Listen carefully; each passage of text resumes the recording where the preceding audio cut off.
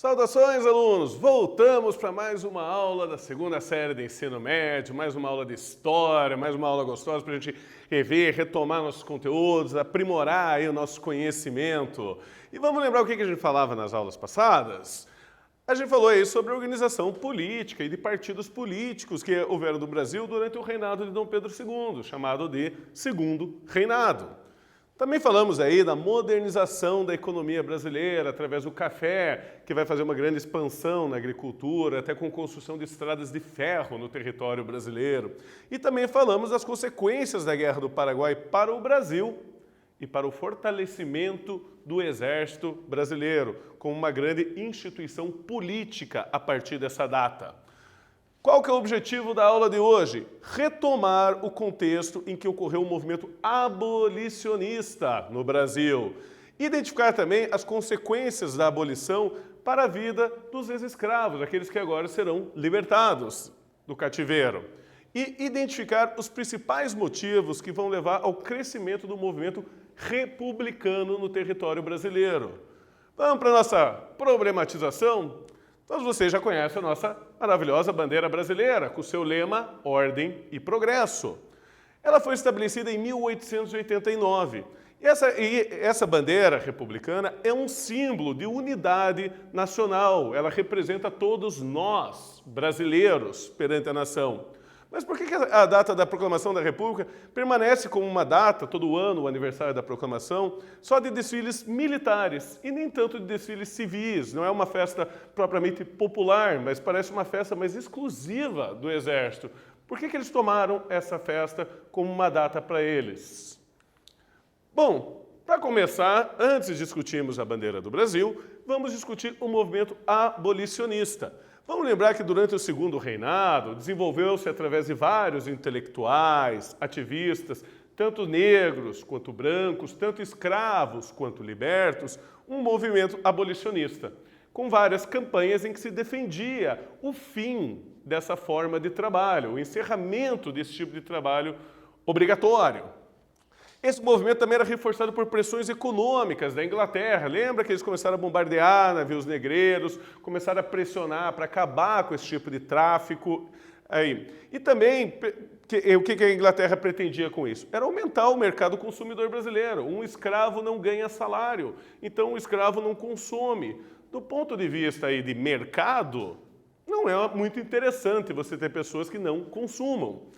Também vai ser pressionada por ideias filosóficas, como o pensamento iluminista, liberdade, igualdade, fraternidade e também o liberalismo econômico, novamente a pressão pelo aumento do mercado consumidor, vindo por essa forma de pensamento da economia. Além disso tudo aconteceu, os Estados Unidos se envolveu em uma grande guerra civil, a Guerra Civil Americana, e que levou ao fim do trabalho escravo nos Estados Unidos. Quando isso aconteceu, o Brasil passou a ser o último país do Ocidente a ainda se usar do trabalho escravo. Por isso, o Brasil passou por um isolamento político internacional. A gente não tinha outras pessoas que pudessem defender junto com a gente essa ideia. A gente era uma exceção na América. E não éramos só por isso. Nós éramos o único país da América que ainda usava o trabalho escravo e nós éramos a única monarquia da América. Duas coisas que davam para o Brasil um ar bem de um país estranho, um país diferente dentro dos padrões americanos. Com a pressão da campanha abolicionista, da campanha da Inglaterra e por diante, vai começar um processo lento e gradual de abolir a escravidão no Brasil, que ele vai seguir em paralelo, como a gente já falou em outras aulas, com o projeto de trazer imigrantes europeus para o Brasil também.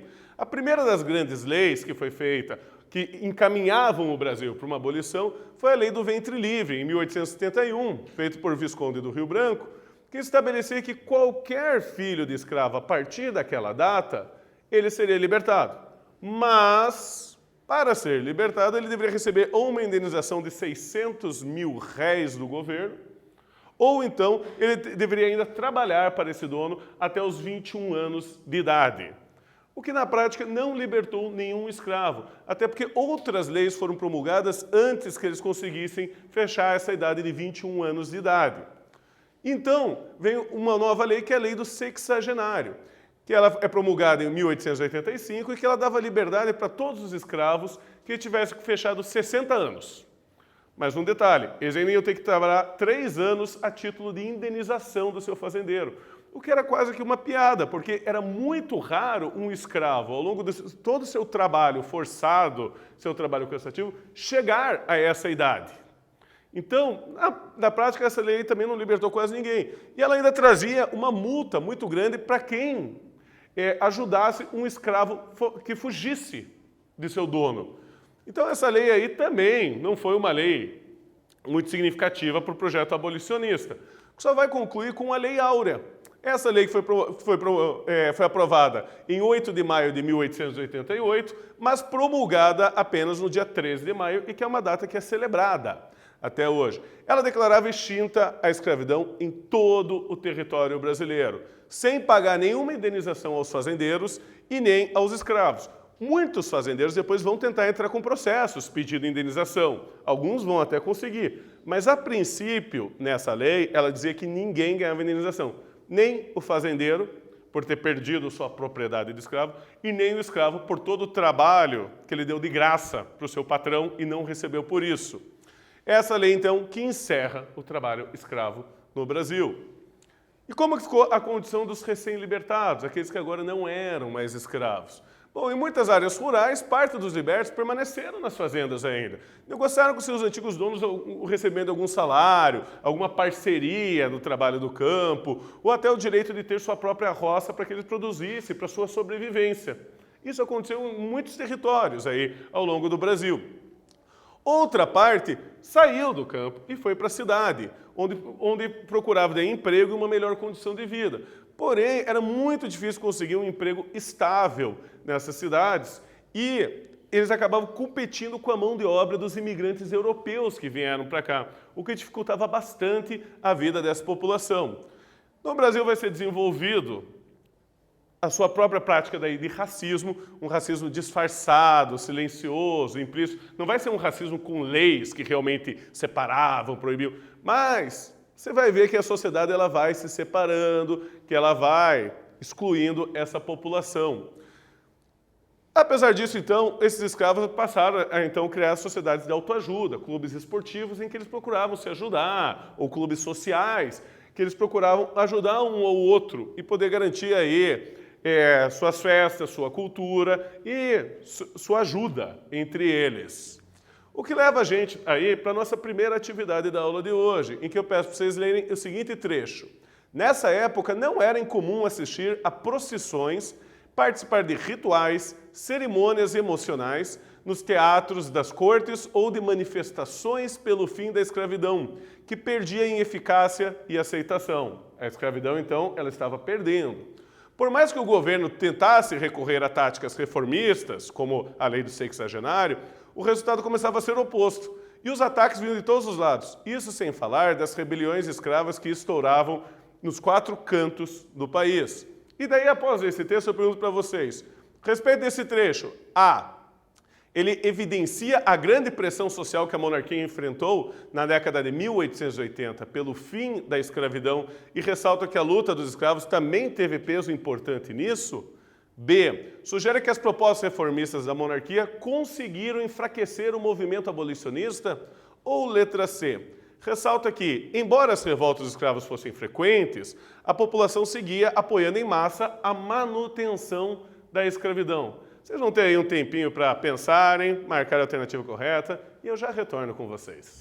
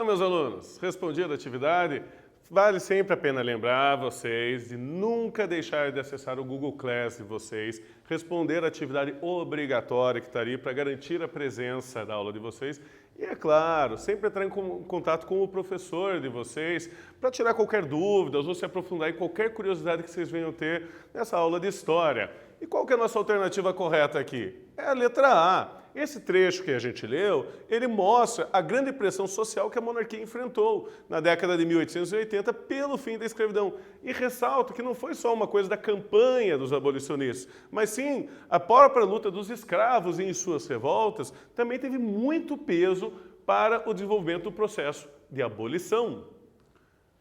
E a monarquia? Como que vai ficar a monarquia? A monarquia começa a entrar em decadência. Você já vai ter o desenvolvimento no Brasil, a partir da década de 1870, do movimento republicano. Esse movimento já tentava se aproveitar até da própria velhice de Dom Pedro II, em que eles começam a apresentar que tanto o rei quanto a monarquia era um regime velho, arcaico, ultrapassado, sonolento. Isso ele se aproveitava até dos próprios problemas de saúde que Dom Pedro II, em idade avançada, ele apresentava isso. Então, mas tendo toda essa divulgação e toda essa mídia, mesmo assim, precisou de alguns fatos bastante pontuais para enfraquecerem a monarquia brasileira. O primeiro foi a questão religiosa, que vai ser justamente, como a gente já estudou, a questão de que na monarquia brasileira, o imperador ele dizia quais regras que o Papa promulgava em suas bulas, seriam aceitas no Brasil ou não. E o Dom Pedro II vai entrar em conflito com algumas regras do Papa, proibindo elas de serem aplicadas no Brasil, mais especificamente regras referentes à maçonaria. Isso vai fazer que a Igreja Católica, que era uma grande apoiadora da monarquia brasileira, começasse a não apoiar mais a monarquia brasileira. Outra coisa que vai acontecer é o que nós já abordamos, a própria questão escravista. A monarquia ela era sustentada por permitir que uma pessoa fosse melhor que o outro, uma proprietária da outra, aí por diante. Se agora todo mundo é igual, por que também já não igualiza os nobres e os ricos e os reis? Certo? Então, se sentindo traídos pela Lei Áurea, esses fazendeiros agora eles não veem motivo para manter a monarquia e passam a se tornar também republicanos. E a outra questão que você vai ter é a questão militar. Nessa questão militar vai ser uma questão justamente que o exército do Brasil, depois da Guerra do Paraguai, ele voltou muito forte, e ele voltou republicano e abolicionista. Só que ele era proibido de divulgar as suas ideias. Um soldado ou um membro do exército que divulgasse num jornal alguma ideia, ele teria que ser punido. Isso vai gerar uma grande inquietação e uma grande briga com um grande herói da Guerra do Paraguai, que era Deodoro da Fonseca, que chegou a ser demitido do seu cargo como presidente de província do Rio Grande do Sul. Isso vai gerar também que o exército agora não apoia mais a monarquia brasileira. Então a monarquia perdeu a igreja, perdeu os fazendeiros e perdeu o exército. Então, Deodoro da Fonseca ele vai levar a cabo um projeto de proclamação da República. Irritado por isso e se aproveitando de ser um herói da Guerra do Paraguai, ele vai derrubar a monarquia brasileira e vai proclamar a República no Brasil. Primeiro, ele vai governar como um governo provisório. Depois que tem uma Constituição, ele governa daí como um governo constitucional. E já nesse governo provisório, ele traz algumas coisas modernas para a sociedade brasileira. Primeiro, ele separa a igreja do Estado. O Estado agora não se envolve mais com a igreja não se envolve mais com o Estado, e ele vai criar então os registros civis, certidão de nascimento, certidão de casamento, certidão de óbito, que antes toda essa documentação era feita pela igreja. Ele vai secularizar os cemitérios, que antes era tudo propriedade da Igreja Católica, e ele vai desenvolver a nossa atual bandeira, ordem e progresso. Lembra quando eu falei para vocês por que a festa da proclamação da República é uma festa muito militar? Sim, porque foi o exército brasileiro quem fez esse golpe militar, que levou o Brasil à República. Então eles consideram que é uma festa muito própria deles, já que eles que lideraram esse movimento. Em 1891 fica pronta a nossa primeira Constituição, que ela vai dar mais autonomias para províncias, que agora vão passar a ser chamadas de Estado, vão poder contratar empréstimos no exterior, vão ter mais autonomia de fazer leis e de ter forças militares próprias. Eles vão fazer a tripartição do poder, Isso é, acabou-se aquele papo do poder moderador, agora vai ser executivo, legislativo e judiciário. E eles vão fazer restrições de votos também. Essa república não vai ser tão ampla assim que todo mundo possa participar. Analfabetos não podiam participar, soldados rasos não podiam participar, membros de ordem religiosa não podiam participar e mulheres também não podiam participar. Mas, mesmo assim, houve uma certa expansão do sistema eleitoral do Brasil. Ainda não um sistema eleitoral tão amplo quanto você conhece hoje. O que leva a gente aí para a nossa última atividade da aula de hoje. Nessa última atividade, eu trago um texto aqui de Aristides Lobo, o qual ele fala: o povo assistiu aquilo bestializado, atônito, surpreso, sem conhecer o que significava. Muitos acreditavam, sinceramente, estar vendo uma parada, um desfile militar. Isso aí foi escrito, um texto dele que foi publicado no dia 18, o qual ele falava das impressões que ele viu quando foi dado o golpe militar. E daí eu pergunto para você, o texto refere-se à proclamação da República em 15 de novembro de 1889. Podemos então concluir que A. O movimento contou com sólido apoio popular, luta armada e resistência violenta dos monarquistas? Ou letra B, a proclamação vitoriosa resultou de uma conjugação de parte do exército, fazendeiros do Oeste Paulista e algumas classes médias urbanas? Ou letra C, a Guerra do Paraguai não teve relação com o crescimento de ideias republicanas e positivistas, fundamentais para o advento da República? Vocês têm aí um tempinho para pensar e eu já retorno com a alternativa para vocês.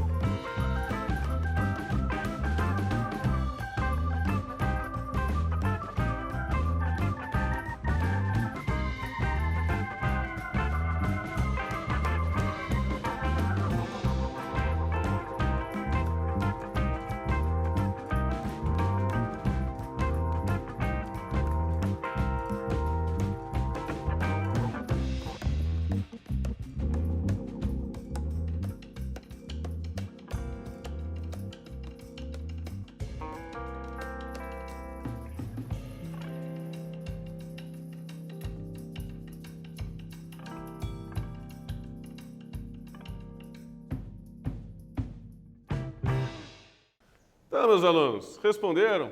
Vamos lembrar que todo esse movimento do golpe, que acabou com a monarquia brasileira, ele vai ser um movimento que vai aliar aí alguns membros do Partido Republicano Paulista, que era principalmente formados por cafeicultores, como a gente já viu em aulas anteriores. Você vai ter também alguns profissionais liberais, advogados e médicos, que defendiam aí a maior participação desses profissionais na vida política do Brasil. E também vamos lembrar que havia, sim, a ideia do Exército. Marechal Deodoro da Fonseca já havia estado em conflito com a monarquia brasileira e ele tinha sido puxado por Benjamin Constant para ajudar isso. Na verdade, ele já tinha até fechado um plano com o Partido Republicano, com alguns liberais e com o Exército de fazer o golpe na data do dia 16 de novembro. O que foi antecipado para o dia 15, porque havia uma grande fofoca percorrendo o Rio de Janeiro, que o governo iria mandar prender esses dois militares. Então, por causa disso, eles se anteciparam ao golpe.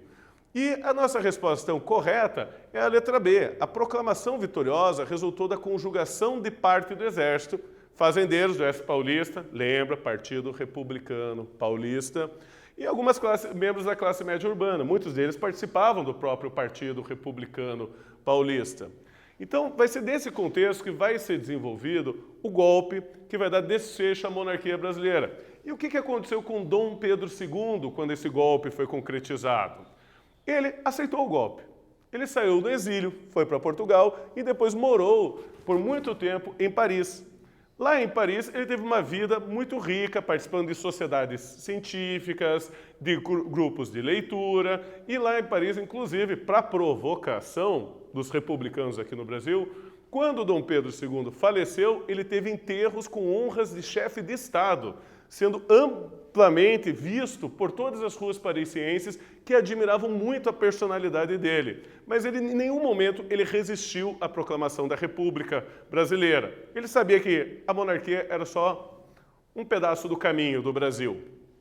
Então, o que a gente viu nessa aula de hoje? O movimento abolicionista e as legislações que levaram ao fim do trabalho escravo no Brasil. Também o desaparecimento do tripé que sustentava a monarquia brasileira. Lembra as questões de escravo, religiosa e militar. E também vimos aí a organização do governo republicano brasileiro. Espero que tenham gostado da aula e eu me despeço de todos vocês.